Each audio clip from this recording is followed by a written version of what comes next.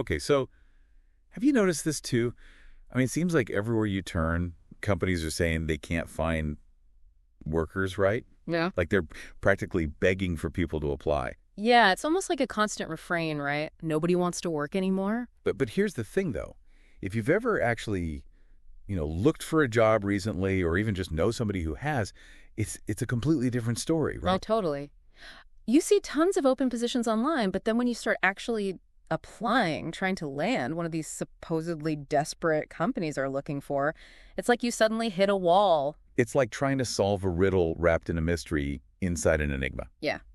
Right. And we always hear those same explanations like, oh, it's the economy or automation's taking over all the jobs or Yeah. that ever-persistent idea of the skills gap. Right. Like people just don't have the skills employers are looking for. But you know what? What if I told you the real culprit here, the main reason for this whole disconnect, it's something way more fundamental. I'm intrigued. Lay it on me. It's the hiring process itself. The way companies are trying to find and bring people on board, it's like it's fundamentally broken. Like we're doing this deep dive today and looking at all these articles and analyses, and they're all pointing to the same conclusion. It's not actually about a lack of talented people out there. The problem is the systems these companies are using. Oh, absolutely. And more importantly, maybe a failure to adapt those systems. Yeah, and a failure of leadership to even recognize there's a problem and fix it. You know what's crazy? Companies are basically weeding out perfectly qualified candidates before a human even looks at their application.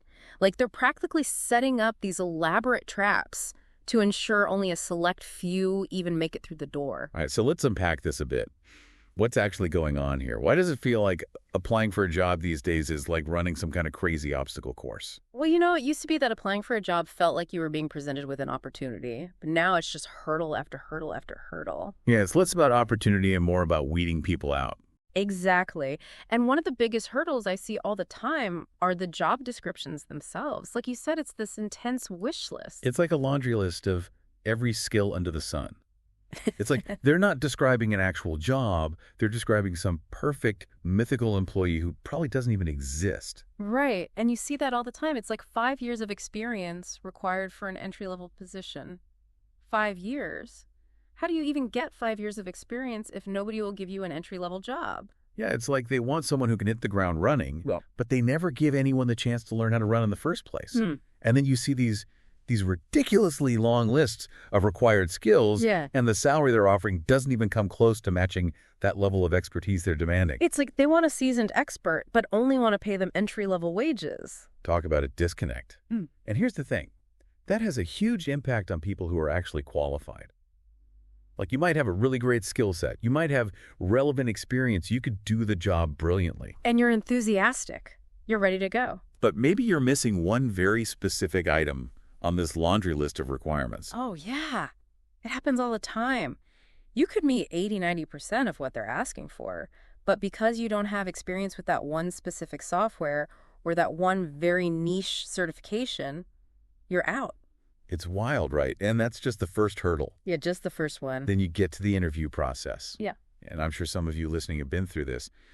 You make it past the job description, and then you're suddenly faced with this incredibly lengthy and opaque process with endless rounds of interviews. And the source mentions it can go on for weeks or even months. Oh, absolutely.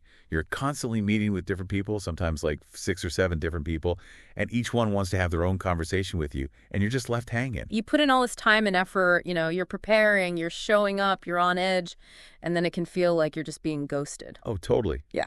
Like you said, you invested all this time and energy, and then poof, you never hear back. They feel so disrespectful. It really is. And I think it all goes back to this fear that companies have of making the wrong hire. They're so scared of making a mistake that they'd rather just keep interviewing and searching for this impossible, perfect candidate. But in the meantime, the actual work that needs doing isn't getting done, and all these talented people are just stuck in limbo. Yeah. And it just creates this culture of risk aversion where hiring managers would rather not take a chance on someone who maybe doesn't tick every single box, even if they have tons of potential. Which brings us to another really interesting point, and that's this whole idea of the talent shortage. Our sources actually really push back on that notion. They're basically saying companies are creating their own problems by refusing to adapt to the changing reality of the job market. Yeah, they're claiming there's not enough talent, but they're not looking in the right places or willing to adapt their expectations. They're holding on to these old ways of doing things, and then they're surprised when it doesn't work anymore. It's like they're stuck in the Stone Age while the rest of the world has moved on to the digital age. And a big part of that is the reliance on technology applicant tracking systems, or ATS. Hey, those are the gatekeepers now. Yeah, you spend all this time crafting the perfect resume and cover letter, and then it basically just gets fed into this AI system. And the AI is just looking for keywords, right? Like it doesn't actually understand your skills or your experience. Exactly. And if your resume doesn't have the exact right combination of keywords, boom, you're rejected. Even if you have the skills, but you just haven't used the exact wording the algorithm is looking for. Yeah, or if you have a more unconventional career path. You know, maybe you took some time off to travel or to raise a family or to go back to school. Yeah. Or you've had a series of shorter-term contracts instead of one long-term job. The algorithm doesn't care. It just sees those gaps and those variations and flags you as a risk. So you've got all these highly qualified people getting filtered out by a computer program that can't actually assess their true potential. Yeah, and you know, it's not just about resumes anymore. AI is being used for so much more now. You've got AI analyzing facial expressions during video interviews, your voice tone, your body language. It's kind of creepy when you think about it. It is a little bit Big Brother-ish. And the problem is it's taking human judgment out of the equation. Can an algorithm really tell if someone's a good fit for a team or if they're going to be a valuable asset to the company? And that all circles back to the perfect candidate problem we talked about earlier. Right. Companies are so focused on finding this unicorn, this person who checks every single box, that they're overlooking all these other amazing candidates who might just need a little bit of support or training. They want someone who can do the work of 3 people for the salary of 1 and who can start yesterday. They want it all. And they want it now.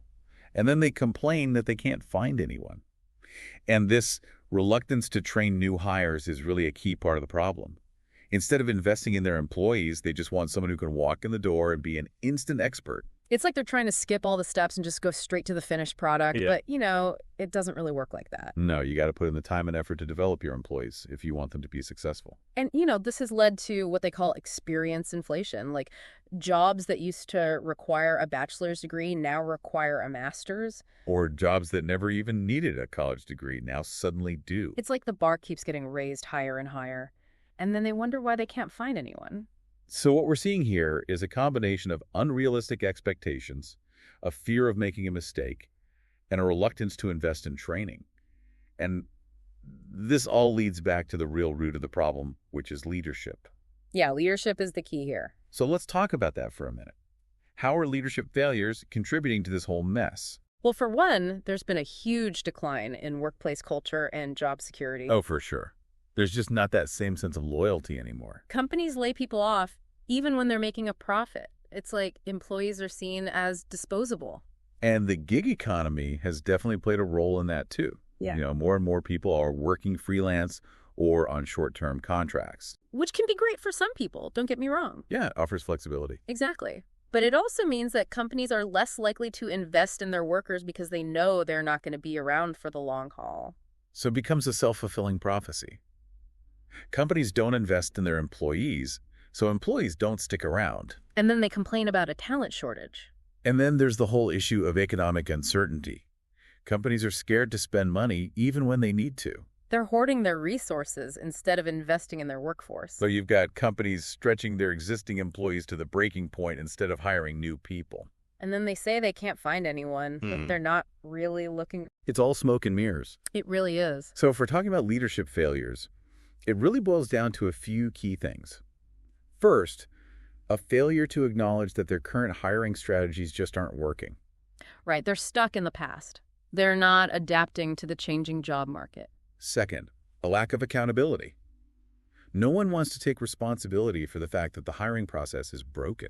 It's easier to blame external factors than to look in the mirror. Third, a breakdown in communication and collaboration. You've got HR departments using these AI systems that are filtering out perfectly qualified candidates, and then you've got hiring managers who have no idea what's going on. It's like they're speaking different languages. And then the biggest failure of all is a failure to value real skills and potential over these perfect resumes and keyword matches. Companies need to be willing to take a chance on people who might not have all the right credentials, but who have the drive and the ability to learn. Exactly. And the solutions are actually pretty simple. I mean, they're not easy, but they're simple. Okay, so let's talk solutions. What needs to happen to fix this broken system? Well, for one, we need to simplify the application process. Yeah, make it less of a nightmare for candidates. Get rid of all the unnecessary hoops and hurdles. We also need to see a much bigger investment in training and development. Companies need to stop expecting to find ready-made experts and start investing in their employees' growth. Help people develop the skills they need to succeed. And finally, we need to bring back human judgment into the hiring process. Yeah, AI can be a useful tool, but it shouldn't be the only tool. We need to trust human beings to make decisions about other human beings. So to wrap things up, it seems like the real problem isn't a lack of talent. It's a lack of leadership. It's a systemic issue. Companies need to take a long, hard look at their hiring practices and be willing to make some changes if they want to attract and retain top talent. And you know what? I think this goes beyond just individual companies and job seekers. Yeah. This is a much bigger issue. This broken hiring system could be having a ripple effect on the entire economy. It could be stifling innovation. It could be preventing people from reaching their full potential. And it's something we all need to be thinking about. Because at the end of the day, it's not just about finding a job. It's about creating a better future for everyone. And that's something worth fighting for. Absolutely. Well, that's all the time we have for today's deep dive.